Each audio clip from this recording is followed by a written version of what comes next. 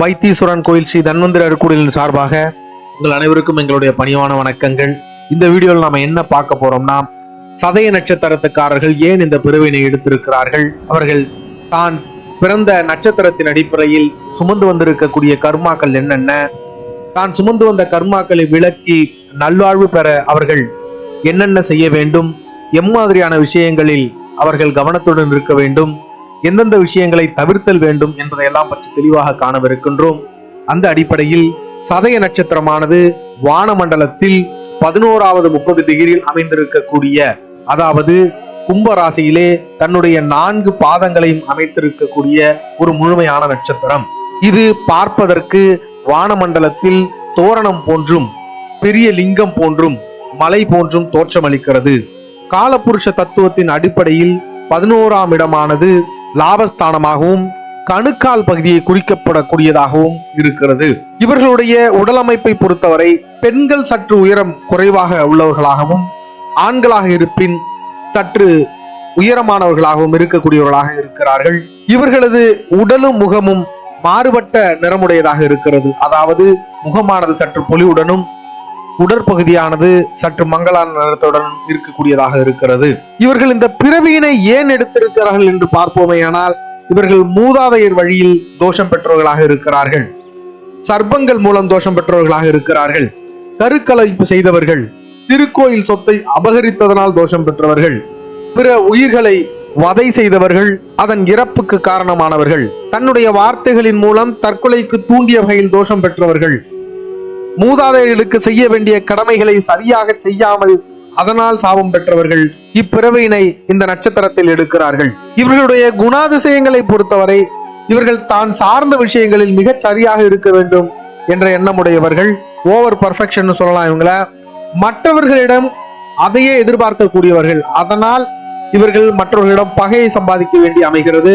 தான் பேசுவதை பிறர் கேட்க வேண்டும் என்று நினைக்கக்கூடியவர்கள். அதனால் சில நேரங்களில் கூட்டத்தில் இவர்கள் பேசும்பொழுது இவர்களுடைய குரலானது சற்று உயர்ந்த வண்ணம், அதாவது உயர்த்தி பேசக்கூடியவர்கள், சத்தத்துடன் பேசக்கூடியவர்கள், தேவையில்லாத விஷயங்களை மனதில் நினைத்து கவலைப்படக்கூடியவர்கள், எதிர்மறை சிந்தனை அதிகம் உடையவர்கள், மொழி ஆளுமை உடையவர்கள், எதிர்காலம் பற்றிய பொறுப்பில்லாதவர்கள், பயமில்லாதவர்கள், நேர்மையானவர்கள், நிர்வாகத்திறமை அதிகம் மிக்கவர்கள், குழப்ப மனமுடையவர்கள், முடிவெடுக்க தெரியாதவர்கள், சுற்றியுள்ளவர்களின் மீது அன்பு உடையவர்கள், பேச்சுக்கு பேச்சு மறுபேச்சு பேசக்கூடியவர்கள், குடும்பத்தில் விட்டு கொடுத்து செல்பவர்கள், அதீத காமமுடையவர்கள், நல்ல நட்பு மற்றும் உறவு இல்லாதவர்கள், அதிகப்படியாக ரகசியம் காப்பவர்கள், தன்னுடைய ஆற்றலை பிறருக்கு பயன்படுத்தாதவர்கள், பிறருக்கு பயன்படாதவர்கள், தன்னுடைய திறமைகளை உலகிற்கு கொண்டு செல்ல இயலாதவர்கள், எந்த ஒரு விஷயமாக இருந்தாலும் அதை மிகைப்படுத்தி பார்க்கக்கூடிய எண்ணமுடையவர்கள், தலைமைக்கு இயங்கக்கூடியவர்கள். அதாவது குடும்பத்துல இருந்தாலும் கூட குடும்பத்தினுடைய தலைமை நம்ம கையில இருக்கணும் அப்படின்னு நினைக்கக்கூடியவர்கள்.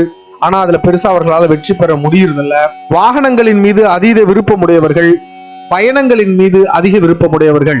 இவர்களை பொறுத்தவரை என்னென்ன மாதிரியான நோய்களை இவர்கள் உடல் கடந்து செல்ல வேண்டி இருக்கிறது அப்படின்னு பார்த்தோம்னா, கழிவுநீக்க உறுப்பு சார்ந்த பிரச்சனைகள், இதயம் மற்றும் நுரையீரல் சார்ந்த பிரச்சனைகள், குறிப்பா நுரையீரல் பகுதியில தொற்று மாதிரி ஏற்படக்கூடியது, நுரையீரல் சார்ந்த இதர நோய்கள் ஏற்படக்கூடிய வாய்ப்புகள் இவர்களுக்கு உண்டு. அதாவது இந்த சுவாச உறுப்பு சம்பந்தமான பிரச்சனைகள் இவர்களுக்கு ஏற்படும். தோல்வியாதி, இளநரை, அடிவயிற்றில் அல்சர் போன்ற பிரச்சனைகள், மாதவிடாய் கோளாறு, விந்துப்பை சார்ந்த பிரச்சனைகள், புற்றுநோய் போன்ற நுண்கிருமிகளால் வரக்கூடிய நோய்கள், இவர்களை பொறுத்தவரை அதீதமாக டிப்ரெஷன் ஆகக்கூடியவர்கள். அதனால மனம் சார்ந்து சில பிரச்சனைகள் வரக்கூடிய வாய்ப்பு இவர்களுக்கு உண்டு. அதே போல இவர்களுக்கு மருக்கள் அதிகமா ஏற்படக்கூடிய வாய்ப்பு உண்டு. வயிற்று பகுதி சுத்தமின்மையால் வரக்கூடிய நோய்கள் இவர்களுக்கு ஏற்படக்கூடிய வாய்ப்பு உண்டு. இவர்களை பொறுத்தவரை என்ன மாதிரியான கல்வி முறை இவர்கள் கடைபிடிக்கிறார்கள் அப்படின்னு பார்த்தோம்னா, என்ன மாதிரியான படிப்பை படிக்கிறாங்கன்னு பார்த்தோம்னா, இவர்கள் பொறியியல் படிப்பு படிக்கக்கூடியவர்கள், டெக்னிக்கல் ஸ்டடிஸ் இவர்கள்ட்ட இருக்கும். அது மேல்நிலையா இருக்கலாம், இல்ல ஐடி லெவல்ல இருந்திருக்கலாம். அந்த மாதிரி டெக்னிக்கல் ஸ்டடிஸ், டெக்னிக்கல் நாலேஜ் அப்படிங்கிறது இவர்களுக்கு இருக்கக்கூடியது. மொழி சார்ந்த ஆசிரியர் படிப்பினை படிக்கக்கூடியவர்கள், இயற்பியல் படிக்கக்கூடியவர்கள், எலக்ட்ரானிக்ஸ் படிக்கக்கூடியவர்கள், சாப்ட்வேர் துறையில படிக்கக்கூடியவர்கள், அது சார்ந்த படிப்பினை படிக்கக்கூடியவர்கள், கணிப்பொறி சார்ந்த படிப்பினை படிக்கக்கூடியவர்கள், கெமிஸ்ட்ரி படிக்கக்கூடியவர்கள், கெமிக்கல் சார்ந்த படிப்புகளை படிக்கக்கூடியவர்கள், தோல் தொழில் சார்ந்த படிப்பினை படிக்கக்கூடியவர்கள், உணவு பதப்படுத்துதல் சார்ந்த படிப்பினை படிக்கக்கூடியவர்கள், இம்போர்ட் எக்ஸ்போர்ட் சார்ந்த படிப்பு, MBA மாதிரியான படிப்பு, மாடர்ன் சயின்ஸ்ல இருக்கக்கூடிய படிப்பு, அதாவது ஆர்டிபிஷியல் இன்டெலிஜென்ஸ் மாதிரி, டேட்டா சயின்ஸ் மாதிரியான படிப்பை எல்லாம் இவர்கள் படிக்கக்கூடியவர்கள். வழக்கறிஞர் படிப்பு படிக்கக்கூடியவர்கள், பார்மசி சார்ந்த படிப்பினை படிக்கக்கூடியவர்கள். இயற்கையாக இவர்களுக்கு மருத்துவ அறிவு அப்படிங்கிறது சிறிதளவாவது இருக்கும். அதனால பார்மசி செக்டார் அப்படிங்கிறது இவர்களுக்கு வரக்கூடிய ஒரு படிப்பு. மருத்துவ உபகரணங்கள் சார்ந்த படிப்பினை படிக்கக்கூடியவர்கள். அக்ரிகல்ச்சர்ல ஆராய்ச்சி சார்ந்த படிப்பினை இவர்கள் படிக்கக்கூடியவர்கள். அடுத்தபடியாக இவர்களை பொறுத்தவரை என்ன மாதிரியான தொழில் அமைது அப்படின்னு பார்த்தோம்னா, அயல்நாடு சார்ந்த பணிகள்ல தான் இவர்கள் அதிகம் இருக்கக்கூடியவர்களாக இருக்கிறார்கள். அதுவே இவர்களுக்கு யோகம் கொடுப்பதாக அமைகிறது. கெமிக்கல் சார்ந்த பணி, உரம் பூச்சி மருந்து சார்ந்த பணி, மொழி சார்ந்த ஆசிரியர், தொழில்நுட்பம் சார்ந்த பணி, தொழில்நுட்பம் சார்ந்த ஆசிரியர் பணி, மருத்துவம் சார்ந்த துறையில் பணி, import export business, stock market, திரைத்துறை, வழக்கறிஞர், ஏஜென்சி துறை, பொரித்த உணவுகள் சார்ந்த உணவு தொழில், மக்களை சுவையினால் அடிமைப்படுத்தக்கூடிய உணவு சார் தொழில், திருக்கோயிலில் கீழ்நிலை பணிகள், ஆட்டோமொபைல் சார்ந்த துறையில் பணிகள், ஆட்டோமொபைல் ஸ்பேர் பார்ட்ஸ், சாப்ட்வேர் சார்ந்த பணி, விஷுவல் கம்யூனிகேஷன், டிரைவரு, டிராவல் சார்ந்த பணி, இது போன்ற பணிகள் இருக்கக்கூடியவர்களாக இருக்கிறார்கள். அட்மினிஸ்ட்ரேஷன் இவர்களுக்கு மிகச்சிறப்பாக வரும். அப்படிங்கிறதுனால சில நிறுவனங்களில் அட்மினிஸ்ட்ரேஷன்லயும் கணக்கு வழக்குகள் டோட்டலா எல்லாத்தையுமே பார்க்கிற மாதிரியான ஒரு பொறுப்புணர்வு மிக்க ஒரு பதவியில் இருக்கக்கூடியவர்களாக இவர்கள் இருக்கிறார்கள். போட்டோகிராஃபர்களாக இருக்கிறார்கள். சதய நட்சத்திரம் 1ஆம் பாதத்தை பொறுத்தவரை நல்ல படிப்பினை உடையவர்களாக இருக்கிறார்கள். நுணுக்கமான அறிவினை பெற்றவர்களாக இருக்கிறார்கள். மொழி ஆளுமை மிக்கவர்களாக இருக்கிறார்கள். பேச்சாற்றல் மிக்கவர்களாக இருக்கிறார்கள். ஆசிரியர் தொழிலிலும் கல்வி நிறுவனங்கள் சார்ந்த அமைப்புகளிலும் பணிபுரியக்கூடியவர்களாக இருக்கிறார்கள். அரசு மற்றும் அரசியல் தொடர்புடையவர்களாக இருக்கிறார்கள். 2ஆம் பாதத்தை பொறுத்தவரை பிரம்மாண்ட பேச்சு உடையவர்களாக இருக்கிறார்கள். திரைத்துறையில் விருப்பமுடையவர்களாக இருக்கிறார்கள். டெக்னிக்கல் துறையில் இருக்கக்கூடியவர்களாக இருக்கிறார்கள். இம்போர்ட் எக்ஸ்போர்ட் சார்ந்த தொழில், அயல்நாடு சார்ந்த தொழிலில் இருக்கக்கூடியவர்களாக இருக்கிறார்கள். 3ஆம் பாதத்தை பொறுத்தவரை ரகசியம் காக்கக்கூடியவர்களாக இருக்கிறார்கள். அதிக காமமுடையவர்களாக இருக்கிறார்கள். இறைபணியில் அதீத ஈடுபாடு உடையவர்களாக இருக்கிறார்கள். பிறப்புறுப்பு சார்ந்த பிரச்சனை உடையவர்களாக இருக்கிறார்கள். 4ஆம் பாதத்தை பொறுத்தவரை கலைத்துறையில் ஈடுபாடு உடையவர்களாக இருக்கிறார்கள். அயல்நாடு யோகம் உடையவர்களாக இருக்கிறார்கள். மருத்துவம் சார்ந்த படிப்பினை படிக்கக்கூடியவர்களாக இருக்கிறார்கள்.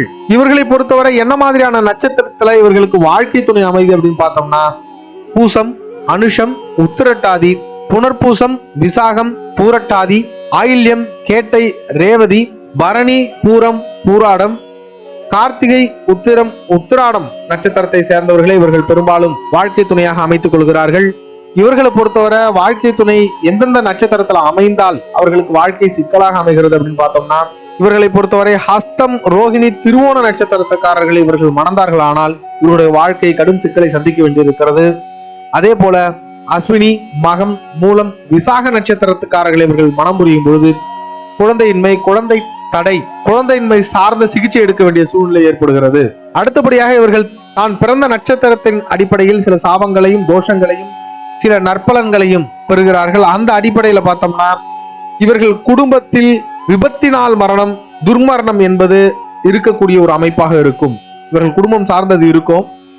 அதே போல காதல் திருமணம் என்பது இந்த வீட்டில் அமையக்கூடியதாக இருக்கிறது. அதுவும் வீட்டை எதிர்த்து திருமணம் பண்ணக்கூடிய ஒரு அமைப்பு என்பது இந்த வீட்டுல பெரும்பாலும் இருக்கு. கருக்கலைப்பு, கருச்சிதைவு போன்றவை இந்த வீட்டுல இருக்கக்கூடியதாக இருக்கிறது. வாகனம் ஓட்டுதல் சார்ந்த பணியானது இவர்கள் வீட்டில் இருக்கக்கூடியதாக இருக்கிறது. அந்நிய நாட்டு தொடர்பில் வருமானம் வரக்கூடிய அமைப்பினை பெறுகிறது. அதாவது இந்த நட்சத்திரத்துல பிறந்தவர்களுடைய வீட்டில் இது சார்ந்த வருமானம் என்பது இருக்கிறது. பெண்களுக்கு கருப்பை சார்ந்த பிரச்சனையை தரக்கூடியதாக அமைகிறது. இவர்களை பொறுத்தவரை இவர்களுடைய உடலில் எங்கேயாவது ஒரு இடத்துலயாவது சர்ஜரி அப்படிங்கிறது இருக்கு. இந்த பித்ரு தோஷத்தை அதிகம் பெற்றவர்கள் குலதெய்வ தோஷத்தினை பெற்று குலதெய்வம் என்னன்னே தெரியாதவர்களாக இருக்கிறார்கள். இது எல்லாருக்கும் அமையறது இல்ல. பித்ரு தோஷத்தை கடுமையாக பெற்றவர்கள், இது ராகுவுடைய நட்சத்திரம் அப்படிங்கிற அடிப்படையில பித்ரு தோஷத்தை கடுமையாக பெற்றவர்கள் குலதெய்வம் என்னன்னே தெரியாத ஒரு குழப்பத்துல இருக்கக்கூடியவர்களாக இருக்கிறார்கள். அப்படி இருந்தாலும் இவர்களால சரிவர போக முடியாத ஒரு சூழல் ஏற்படுகிறது. இவர்களுடைய வீட்டை பொறுத்தவரை வாஸ்து ரீதியாக நீண்ட அமைப்பில் இருக்கக்கூடியதாக இருக்கும். அதீத வெப்பமுடையதாக இருக்கும். சற்று பழமை கலந்ததாக அல்லது பழைய பொருட்களை கொண்டு கட்டப்பட்டதாக அல்லது தரமற்ற பொருட்களின் கலவையோடு கட்டப்பட்டதாக இவர்களுடைய வீடு அமைகிறது. கதவுகள் சரிவர செயல்படாமல் அமைகிறது. அது சார்ந்து அடிக்கடி பிரச்சனைகளை கொடுக்கக்கூடியதாக இருக்கிறது. தென்மேற்கு மற்றும் மேற்கு திசையானது வாஸ்து குறையுடன் அமைகிறது. அதே போன்று பூஜை அறை சரிவர அமைந்திருப்பதில்லை. அது சார்ந்து தோஷம் பெற்றவர்களாக இவர்கள் இருக்கிறார்கள். அதே போன்று இந்த பித்ரு தோஷத்தை அதிகம் பெற்றவர்கள் மூதாதையர்களுடைய சொத்தை அதிகம் அனுபவிக்க முடியாமல் அமைகிறது. அதாவது சுத்தமாவே அனுபவிக்க முடியாம போயிடுது. அந்த மண்ணில இருந்தே இவர்கள் இடம்பெயர்ந்து வரக்கூடிய ஒரு சூழ்நிலை ஏற்படுகிறது. அதே போன்று இந்த மூதாதையர் வழி சாபத்தை அதிகம் பெற்றவர்கள் சகோதர வழியிலும் தாய் தந்தை வழியிலும் உதவிகளை பெற முடியாமல் அவர்களால் புறக்கணிக்கப்பட்டவர்களாக இவர்கள் வாழ வேண்டிய சூழ்நிலை ஏற்படுகிறது. நல்ல உறவினர்கள் அமையாத ஒரு நிலையினை இவர்கள் அடைகிறார்கள். மூத்த சகோதர வழியில் இவர்கள் தோஷமுடையவர்களாக இருக்கிறார்கள். அதாவது மூத்த சகோதரர்கள் இல்லாம இருக்கிறாங்க. அப்படி மூத்த சகோதரர்கள் இருந்தாங்கன்னா அவர்களுக்கும் இவர்களுக்கும் கடுமையான ஒரு எதிர்ப்பு சூழ்நிலை ஏற்படக்கூடியதாக அமைகிறது. இவர்களை பொறுத்தவரை செய்யக்கூடாதது என்ன அப்படின்னு பார்த்தோம்னா, பால் சார்ந்த நீர் சார்ந்த தொழிலை இவர்கள் செய்தல் கூடாது. ஸ்டாக் மார்க்கெட் மாதிரி, கேம்பிளிங் மாதிரியான தொழில்கள் இவர்கள் செய்தல் கூடாது. டூரிசம் மாதிரியான தொழில்கள் இவர்கள் செய்தல் கூடாது. எந்த தொழில் செய்தாலும் அதிகப்படியான முதலீடு என்பது இவர்கள் செய்தல் கூடாது. கடல் சார்ந்த பணியில் இவர்கள் ஈடுபடுதல் கூடாது. வாகனங்களால் வித்தைகள் காட்டுதல் கூடாது. இவர்களை பொறுத்தவரை என்னன்னா, விபத்து என்பது இவர்கள் ரொம்ப கவனமா இருக்க வேண்டிய ஒரு ஏரியா அது. அதனால அதுல இவர்கள் ரொம்பவே கவனமா இருக்கணும். வித்தைகள் காட்டுதல்ங்கிறதுலாம் இவர்களுக்கு ரொம்ப டேஞ்சரா போய் முடிஞ்சிடும். மாந்திரிகம் சார்ந்த விஷயங்களில் இவர்கள் ஈடுபடுதல் கூடாது. சாதுக்கள், முனிவர்கள், ரிஷிகள், துறவிகள் சார்ந்து தோஷங்கள் பெறுதல் கூடாது. பசு வளர்த்தல் கூடாது. பரம்பரை வீட்டை இடித்து கட்டுதலை இவர்கள் செய்தல் கூடாது. சர்ப்பங்களை வதை செய்தல் கூடாது. கருக்கலைப்பு செய்தல் கூடாது. புற்றுக்களை இடித்தல் கூடாது. தோல் சார்ந்த தொழிலில் ஈடுபடுதல் கூடாது. கோயில் சொத்துக்களை அபகரித்தல் கூடாது. கோயில் சொத்துக்களை எந்தவித தொகையும் செலுத்தாமல் அனுபவித்தல் கூடாது. மக்களுக்கு போதையூட்டும் மாதிரியான தொழில்கள் இவர்கள் செய்தல் கூடாது. திரைத்துறையில் அதிகப்படியான முதலீடுகளை இவர்கள் செய்யும் பொழுது கவனம் தேவை. சுகபோகத்திற்காக செலவிடுவதில் கவனம் தேவை.